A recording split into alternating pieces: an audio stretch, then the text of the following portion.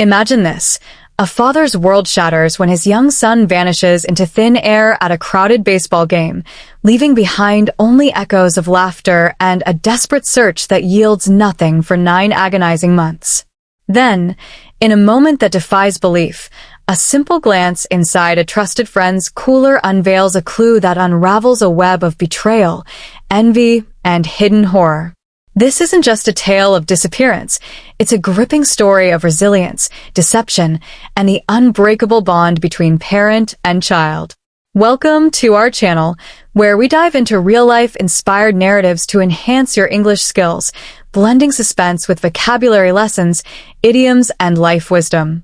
Today, we'll explore The Cooler of Secrets, a story that teaches us about trust, perseverance, and the shadows that can lurk in the closest relationships.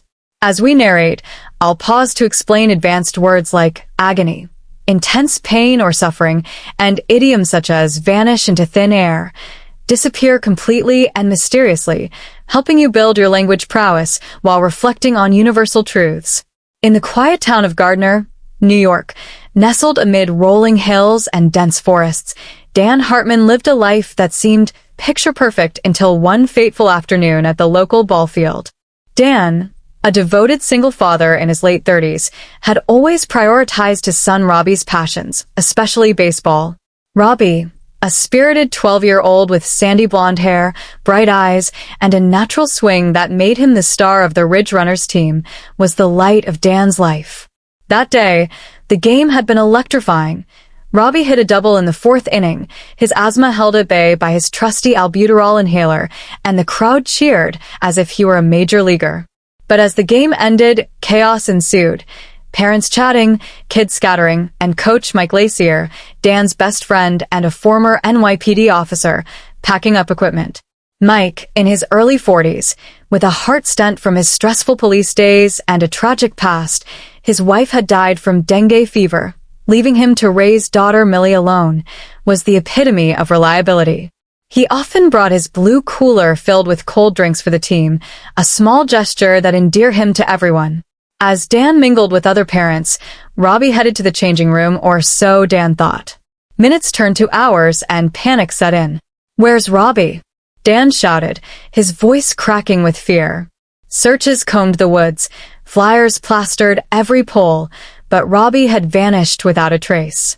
The police investigated, but leads dried up. "Without new evidence, we can't do more," the detective said, using the idiom dried up to mean exhausted or depleted. Dan's world plunged into despair. He couldn't eat, sleep, or function, haunted by statistics that missing children rarely return after 48 hours. Yet Mike stood by him, organizing weekend searches, leveraging his tactical skills. "We'll find him," Mike promised, his firm hand on Dan's shoulder symbolizing unwavering support. Months dragged on, 9 to be exact, and the town's sympathy waned. Parents avoided Dan, pulling kids from the league, fearing the unknown. Dan printed flyers in Mike's garage, staring at Robbie's photo, hope flickering like a dying candle. One morning, as they prepared for another search in the eastern forest ravine, Dan jammed the printer and rummaged for WD-40 in Mike's drawer, uncovering a red and navy blue cap with the Brookside Braves logo, identical to Robbie's missing one. "Didn't know you were a fan," Dan said casually. Mike shrugged it off. A man can have 2 teams. But doubt seated in Dan's mind, subtle as a whisper. They drove to the forest, stopping at a gas station where Mike's cooler reappeared, stocked with drinks. Dan reached in and felt something cylindrical, an asthma inhaler, just like Robbie's. "Do you have asthma?" Dan asked.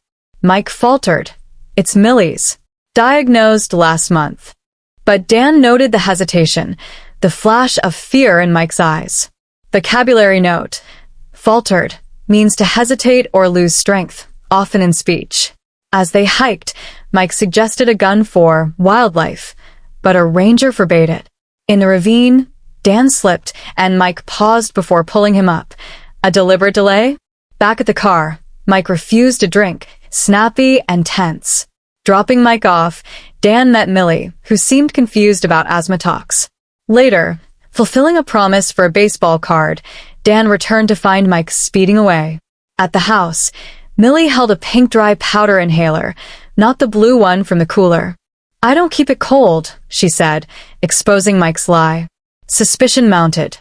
The cap, the inhaler, the gun, the hesitation. Dan drove to Mike's woodworking studio, heart pounding. Inside, Mike loaded a wooden coffin into his van. Confrontation erupted. Mike drew a gun, admitting envy. "I wanted a son, not a daughter." "Your wife cheated?" "No, mine did." They fought. Dan shot Mike in self-defense, opened the coffin, and found Robbie alive but drugged. Police arrived, revealing Mike's basement prison via footage. Forced baseball, punishments, withheld inhaler for father, admissions, and worse, coerced acts. Mike had chloroformed Robbie, bagged him as equipment. At the hospital, Robbie woke. Dad. Millie, devastated, chose Dan's care. Healing began amid horror. Philosophical teaching. Betrayal often hides in trust, echoing historical tales like Judas and Jesus, teaching vigilance. Modern relevance. In English learning, idioms like skeleton in the closet, hidden secrets, apply to real scandals, urging empathy. What hidden truths in your relationships might need uncovering to foster true growth. As the dust settled in the aftermath of that shattering discovery, Dan Hartman found himself navigating a labyrinth of emotions, legal battles, and the slow mending of broken lives, a journey that mirrored ancient epics of redemption and modern tales of resilience. With Robbie safely in the hospital, sedated but stable, Dan's relief was palpable, yet tinged with the horror of what his son had endured. The doctors explained Robbie's condition: malnutrition, severe lack of nutrients, often leading to weakness, dehydration, and psychological trauma from months in a soundproofed basement.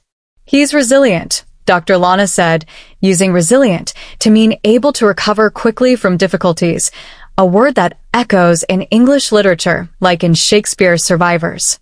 Dan sat by Robbie's bed, holding his hand, whispering promises of safety. Meanwhile, the investigation unfolded like a detective novel. Detective Reynolds revealed the footage.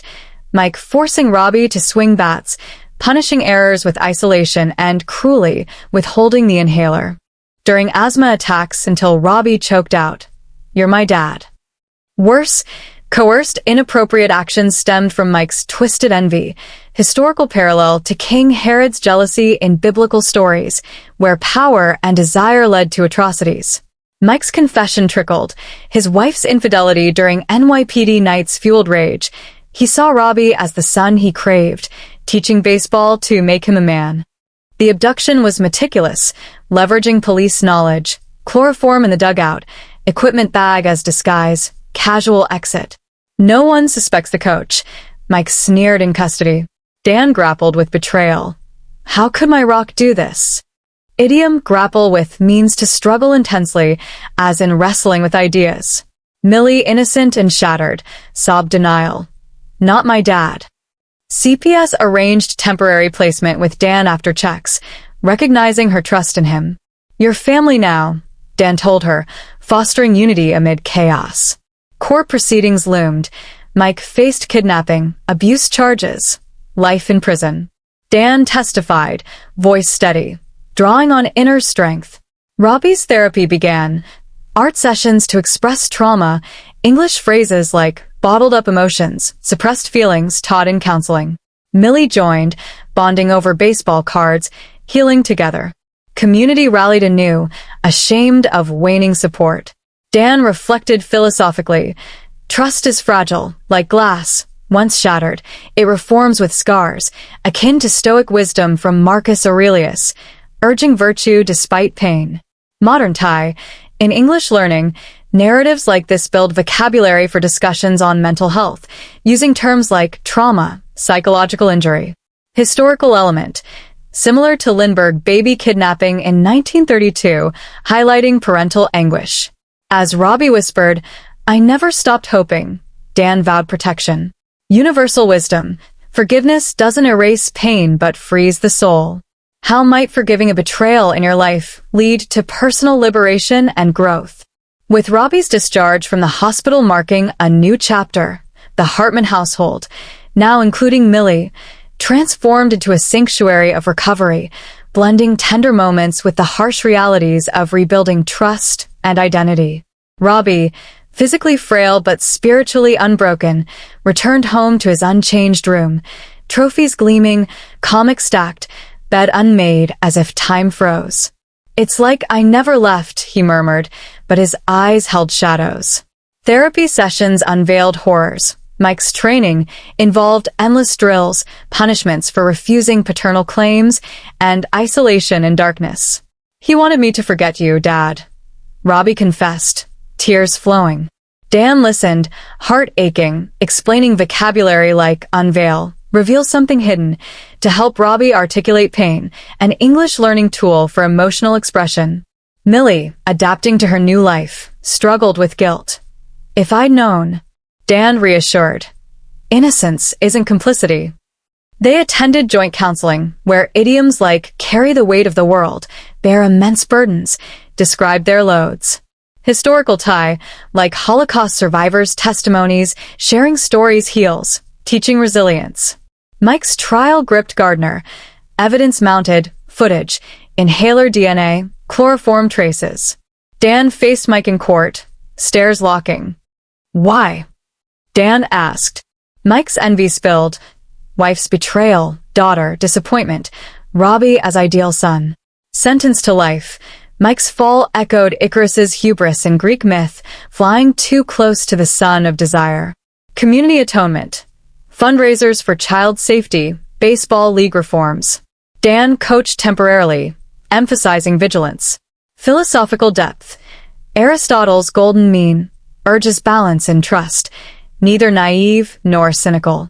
Modern relevance, in digital age, stories like this warn of online grooming, using English terms like red flags, warning signs.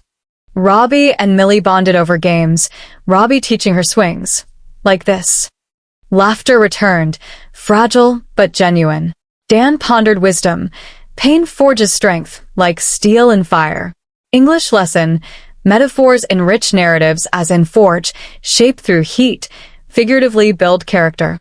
As family dinners filled with stories, hope bloomed. What pains in your past have forged your strongest self, encouraging reflection on growth. In the years that followed the ordeal, the Hartman family, Dan, Robbie, and adopted Millie, emerged as beacons of hope, their story inspiring communities and underscoring timeless lessons in forgiveness, family, and fortitude. Robbie, now a teenager, channeled trauma into advocacy, speaking at schools about stranger danger, using eloquent English honed in therapy. Abduction, kidnapping, he explained, isn't just physical, emotional too. Millie excelled in baseball, honoring her complex heritage without resentment. "Dad's mistakes aren't mine," she said, embodying, rise above, overcome challenges. Dan wrote a book, Shadows of the Field, blending memoir with English tips, idioms like turn over a new leaf, start anew. Historical integration, parallels to Patty Hearst kidnapping in 1974, exploring Stockholm Syndrome, Robbie's forced compliance. Philosophical core, Nietzsche's what doesn't kill you makes you stronger, resonated, teaching adversity's gifts. Modern link, in ESL classes, such narratives build discussion skills on ethics, vocabulary like fortitude, courage and pain. Family trips to forests reclaimed fear, picnics by ravines symbolizing conquest. Robbie's asthma managed, inhaler a reminder of survival. Millie's college dreams, social work, to help kids like her. Dan found love again, but prioritized healing. Universal wisdom, true family transcends blood, forged in trials. As they watched sunsets, Dan asked, "What now?" Robbie, live. Thought-provoking, how can embracing your scars propel you toward a life of purpose and profound personal growth?